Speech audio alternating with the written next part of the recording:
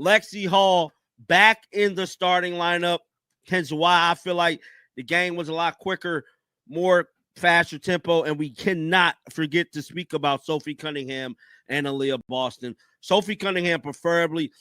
No, she's been stepping up, bro. A lot of people has been talking about Sophie Cunningham needing to find her shot again. She left it in Phoenix. People been talking little jokes. But one thing I can tell you is that Sophie Cunningham showed up today. And she put Indiana achieved a decisive triumph over Atlanta in a contest that showcased both promising developments and persistent challenges. The 99-82 outcome represented exactly the type of dominant performance the franchise required after recent setbacks. Strategic adjustments proved beneficial as the coaching staff modified their starting rotation. Removing Ari McDonald from the opening lineup while reinstating Lexi Hall created improved court balance and enhanced offensive flow. These personnel changes contributed to better pace and more fluid basketball throughout extended periods. Been talking little jokes, but one thing I can tell you is that Sophie Cunningham showed up today, and she put her money where her mouth was because she definitely let her voices be heard. She shot phenomenal tonight, bro. A great, awesome game, 82-99. Down there beat them by dub. I couldn't ask for anything more, bro. At this point, Caitlin Clark is still struggling. She looked frustrated at times, which we're going to get into that a little bit later in the video. But overall, Lexi Hall back in the starting lineup. She didn't play. Sophie Cunningham delivered her finest performance of the season, effectively silencing critics who had questioned her recent shooting struggles. Her 16 points and 10 rebounds demonstrated the two-way impact that makes her valuable, combining offensive production with physical commitment on the boards. The hometown connection added emotional resonance to her standout effort. Aaliyah Boston remained consistent with 18 points and 6 rebounds despite fouling out late in the contest. Her extensive playing time reflected her importance to team success, and her early exit proved manageable given her substantial contribution throughout most of the game. Back in the starting lineup, she didn't play great, but you know, her being in there kind of make things run a little smoother. It was not a pretty win, not at all. I think it was like over 10 lead changes throughout this game. It was a crazy battle, but they, you know, ultimately got it done, dog. Let's head on over to Google, check out the box score here. I can't be nothing but happy, though. You know what I'm saying? They're sitting at 10-10. Beating the Atlanta Dream was a statement type win coming off the loss that Kelsey Mitchell provided her typical reliable scoring output with 25 points, maintaining the steady production that has become her trademark. Her consistency serves as an anchor for the offensive system regardless of other variables. Caitlin Clark's ongoing adaptation struggles continue generating concern despite the team victory. Her 12 points and 9 assists represent adequate statistical production, but the underlying issues with rhythm and system integration remain apparent. The offensive framework appears to constrain rather than enhance her natural abilities. Statement type win coming off the loss that they took to the Valkyries. Natasha Howard, I don't know what the hell happened to her. She was averaging a double-double. She's slowly starting to come back in the rhythm. Today she had 9.7 rebounds, but that's a long ways away from averaging that double-double she just had a couple weeks ago. Aaliyah Boston played the most minutes. Now, she did end up fouling out tonight, but hell, she got you 19, 8, and 6. Can't be mad at that. Aaliyah Boston showed up. We know Kelsey going to do what Kelsey do, 25. The motion-based approach shows mixed results in practical application. While some players benefit from the structured movement, others seem limited by its requirements. Finding optimal balance between system discipline and individual expression remains an ongoing challenge. McDonald's bench contribution of 6 points reflects modest impact that could potentially increase with continued development. Her approach sometimes emphasizes individual showcase moments rather than seamless team integration, suggesting room for philosophical adjustment. Fourth quarter execution provided encouraging signs as the team demonstrated ability to extend leads and close out victories. Late game decision making showed improvement, particularly when allowing more natural offensive flow rather than rigid adherence to predetermined sets. Be mad at that. Aaliyah Boston showed up. We know Kelsey gonna do what Kelsey do, 25 and 3. outstanding. But Sophie Cunningham, double machine, bro. Sophie Cunningham, MVP of this game. She had 10 rebounds, 16 points, 1 assist. She balled out, man. Sophie Cunningham was sacrificing her body at times. She just looked great. Ari McDonald, 6 points off the bench. I would like to see more from Ari McDonald, but as of right now, 6 ain't bad. Damsters, you know, she didn't score a whole lot, but she made it when it count. You know what I'm saying? She got a major. The victory moves Indiana to 10-10, representing steady progress toward postseason positioning. This balanced record reflects a team still discovering its optimal identity while managing various personnel and strategic variables. Reserve contributions proved crucial during pivotal moments, with bench players delivering key baskets and defensive stops when required. Role player production often determines outcomes in closely contested games, making these contributions particularly valuable. Atlanta's competitive effort in the first half demonstrated their capability before Indiana's superior talent and depth ultimately prevailed. The contest featured numerous momentum shifts before the home team established definitive control. Damsters, you know, she didn't score a whole lot, but she made it when it count. You know what I'm saying? She got a major big time and one at a very critical moment in the fourth quarter. Getting that and one was just major in itself. So shout out to her for making that happen. But overall, Caitlin Clark is struggling. I told y'all she could be struggling. What it was going to be. Like, I told y'all, man, Caitlin Clark is not getting in rhythm, bro. I just got. Natasha Howard's recent production decline continues puzzling observers who expected sustained double-digit scoring and rebounding. Her 9.7 rebounds represent adequate contribution but fall short of previous standards that made her a focal point. Team chemistry appears to be developing gradually, with positive interactions between players during crucial moments. Mitchell's encouragement of Cunningham exemplified the supportive atmosphere that can enhance collective performance. I just gotta keep it real. She's not getting in rhythm. She is not. Kaylin is not fitting in this game, guys. Malia Boston, like I stated, balled out. Shout out to Correlation. Somebody said Stephanie White needs to make the hard decision and bench Natasha Howard, bro. KK should never be a DNP again. Ari got to relax and stop ball pounding past the ball. I don't know, man. I think Ari McDonald was so focused on. The 17-point margin of victory provides confidence-building evidence of the team's potential when executing effectively. Decisive home wins against quality opponents represent building blocks for sustained success. Ari McDonald was so focused on making the damn team that, you know what I'm saying, it's almost like she was going to get cut. So, like, she was trying out. So what do players do during tryouts? They try to, you know, shoot everything and ball hog a little bit. But she got to understand she's on the team now. She do not have to shoot everything.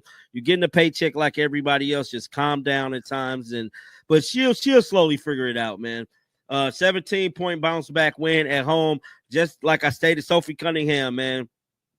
Double, dog.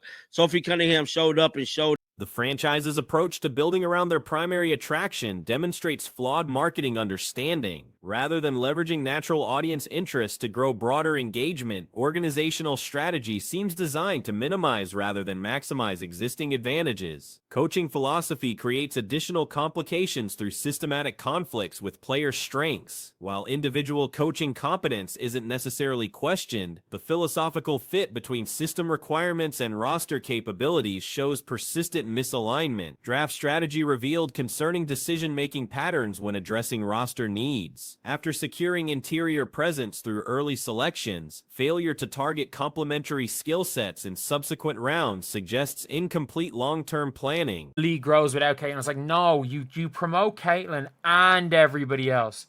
You don't promote them at the expense of Caitlin. You allow everybody to watch the Fever and you hope that they stay. You naturally hope they stay and there's a natural growth in the league. You don't work against. It's like all the momentum's going this way. Let's just say all the momentum is going left. Let's just say the momentum is going one way. It's all going this way. And the reality is you want it to go straight up. International scouting efforts were apparently non-existent, representing missed opportunities to identify talent through global recruitment. European and overseas markets often provide valuable additions that enhance roster depth and versatility. The fundamental misunderstanding involves treating transformational players as system components rather than system foundations. Exceptional talents don't adapt to existing frameworks, they become the framework around which everything else operates. Historical precedents support building around unique abilities rather than forcing conformity. Successful organizations identify their primary advantages and construct complementary strategies that maximize rather than minimize those strengths. You wanted to go straight up. So, you're essentially fighting back at the momentum. You're fighting back at the momentum, and it's going everywhere. It's going everywhere. It's not going where you want it to. When the easiest way to get it from if going straight across to going up high, maybe instead of it going straight across from just Caitlyn, you maybe tilt it slightly. Tilt it slightly where it's like, you know what, we're promoting games, we're promoting Caitlyn, but we're going to promote everything else, and we're going to try and get people to watch other games. We're going to try and people fans of other teams, and then gradually, Current pace preferences directly contradict proven effective approaches from previous seasons. Fast break opportunities and transition offense created scoring advantages that have been largely abandoned in favor of controlled possessions. Fourth quarter strategy has shifted entirely toward deliberate execution rather than the up-tempo approach that generated memorable comeback victories. This philosophical change removes one of the team's most effective weapons during crucial moments. The contrast between defensive coordinator success and offensive system struggles illustrates how strategic alignment affects results. Defensive schemes complement personnel strengths, while offensive approaches often work against natural abilities. We're trying people fans of other teams, and then gradually, the league gets into the position that Caitlyn Clark is in, and the momentum is all going at that angle to eventually hit the heights that they would totality as a league. But they're fighting against Caitlyn, and our team's fighting against Caitlyn. And that's what the problem is. They hired a coach that is just basketball philosophically against Caitlyn Clark. Just philosophically against Caitlyn Clark, basketball-wise. And I mean this when I say this, like, public criticism reflects broader frustration with organizational direction rather than specific individual performance. Leadership positions naturally attract scrutiny, particularly when strategic decisions produce disappointing results. Market positioning requires understanding audience dynamics and growth patterns. Fighting against natural momentum while possessing premium attractions represents strategic confusion that limits both immediate success and long-term development. Roster construction should emphasize complementary skills that enhance primary talents rather than competing for similar roles. Current composition shows gaps in specific areas while creating redundancy in others. That's not saying Stephanie White's a bad coach. I'm saying she was a bad hire for this specific team. She was a bad hire for this specific team. And that's fine. At the end of the day, it is what it is. Like, you can have a just something that doesn't fit.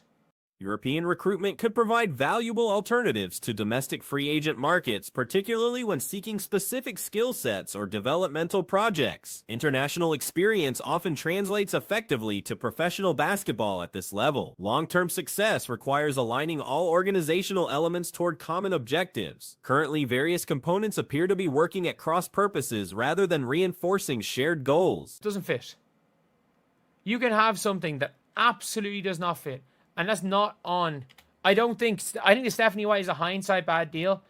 I think it was a hindsight bad hiring. I don't think it was a problem. I think the problem with her basketball decisions is she made every single wrong basketball decision except getting lucky that Michaela Timpson fell in their lap. But then they used the other first round pick, which they could have used. They didn't need a big if they took Michaela Timpson.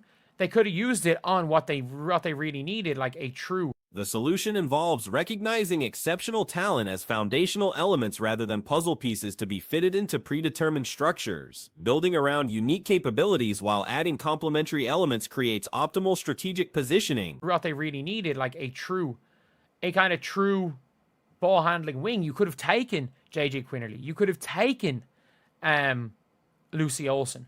You could have taken Leah Tu King, who would have given you some athleticism. You could have taken someone like an Annika Soltau and stashed her and hoped for the best. You had a 3rd round pick used on Yvonne Ejim, which you could have used on Annika Soltau again. Again, do I think Annika Soltau is going to be 8 great? No, but this time last year, Annika Soltau was projected. Natural momentum should be redirected rather than opposed, allowing organic growth to elevate overall league interest while maximizing team-specific advantages. This approach benefits both immediate competitive goals and broader market development. This time last year, Annika Soltau was projected to be a 1st round pick. She had a horrific year in Spain because she was ranked, basically she was playing behind Awafam in the Spanish league, and Awafam just eclipsed her. But Annika Soltau was 19. She could improve, and you stash her and see what happens. But now you have Yvonne Ejim, which was a pointless signing. Bria Hall, which everyone just assumed, okay, they're just going to let Bria Hall go and they're going to sign her back. The team's now sitting on a max contract with the salary. They didn't recruit in Europe. They didn't recruit in Europe at all. They didn't recruit overseas. Like, it is. Crisis management skills become essential when leading high-profile organizations. Public communication strategies should demonstrate confidence and transparency rather than defensive withdrawal from legitimate scrutiny. Success patterns from other sports demonstrate how building around transcendent talents creates sustainable competitive advantages. These examples provide roadmaps for organizational strategy that could be adapted to current circumstances. Recruit in Europe at all. They didn't recruit overseas. Like, it is all around just ridiculous. It is absolutely ridiculous. And like, I mean this when I say this. You have objectively, I'm not saying Kelly Krauskopf is bad at her job. I'm not saying she is bad at her job. I'm not saying that it's not going to change. I'm not calling for her head realistically, because I don't think the president of basketball has a. The path forward requires acknowledging strategic missteps while implementing corrective measures that optimize available resources. Recognition of fundamental principles could guide future decision-making toward more effective outcomes.